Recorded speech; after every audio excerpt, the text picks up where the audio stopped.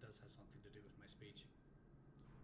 But before I get to that, if you recognized what piece that was, please raise your hands. Okay, you guys are not allowed to answer this next question. For the rest of you who didn't raise your hands, any guesses as to who wrote what you just heard? Well, the answer might surprise you. It was actually Beethoven. Here's the original orchestration of that piece.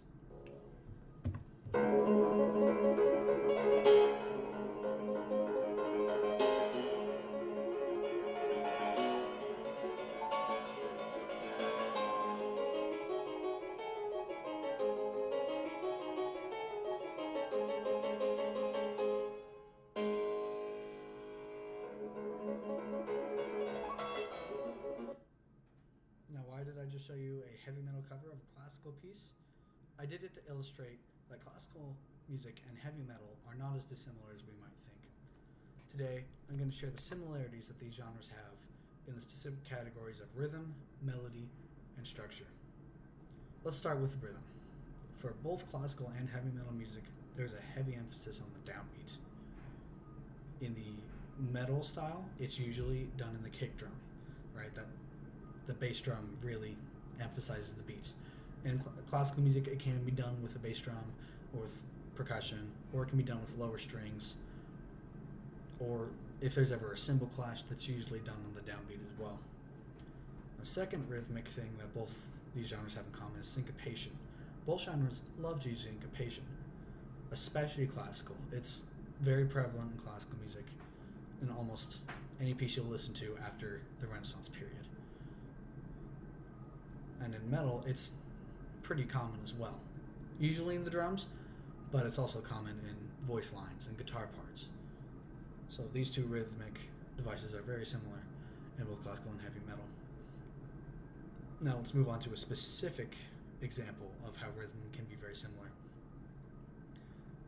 Now there's a piece called Bolero by composer Ravel, and it's a pretty famous piece. You might not recognize the title, but you possibly will recognize this rhythm.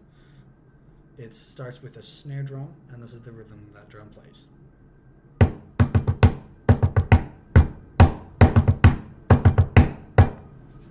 Okay. Now there's a heavy metal song called Danger Line from a band called Avenged Sevenfold, which also starts with just a snare drum. Listen to this rhythm.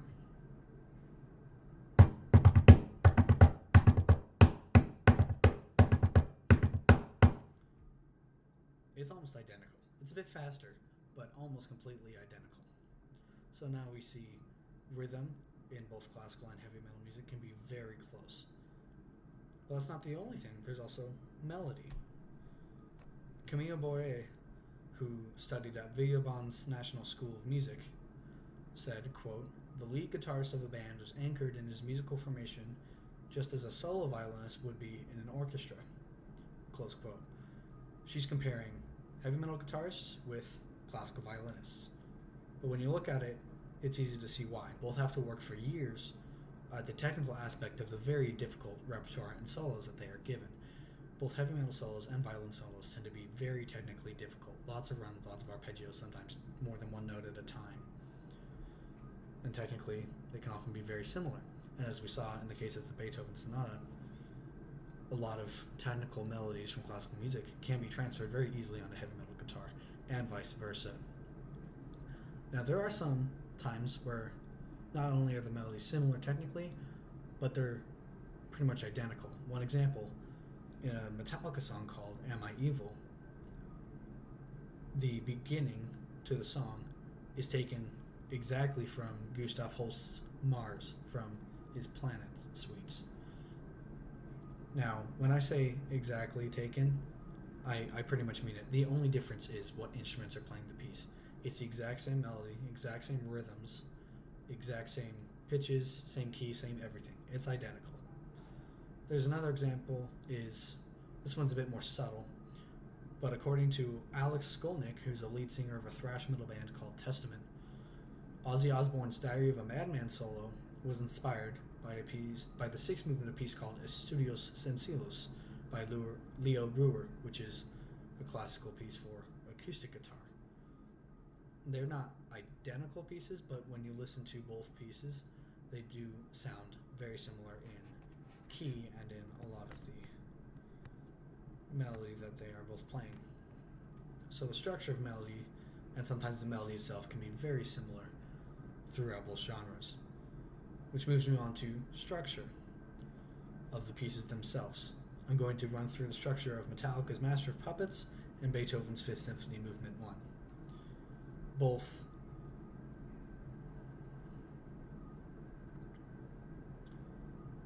now you might be thinking those songs don't sound like they're very similar,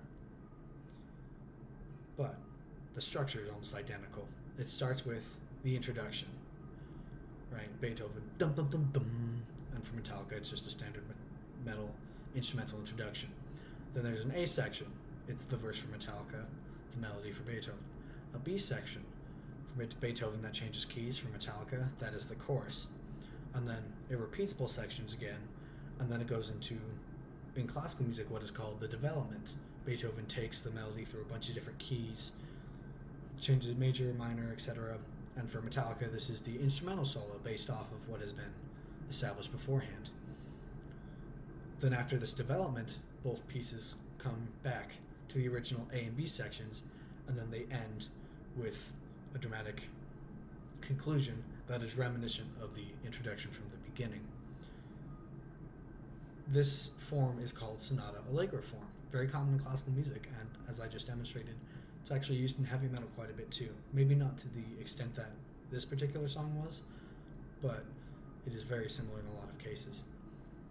And this is not the only form that is similar from both genres.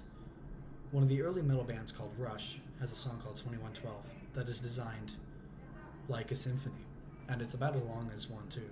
It's about 20 minutes, maybe more, and it tells a story about a man who found a guitar in the year 2112, a year where music was outlawed.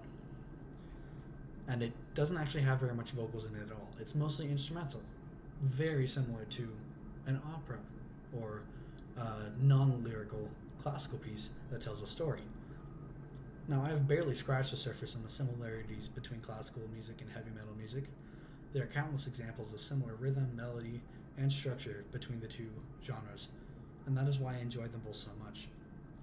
The musical elements I've talked about are what make these two genres so enjoyable to me, and it's truly amazing how two genres can sound so different and yet be so closely linked together.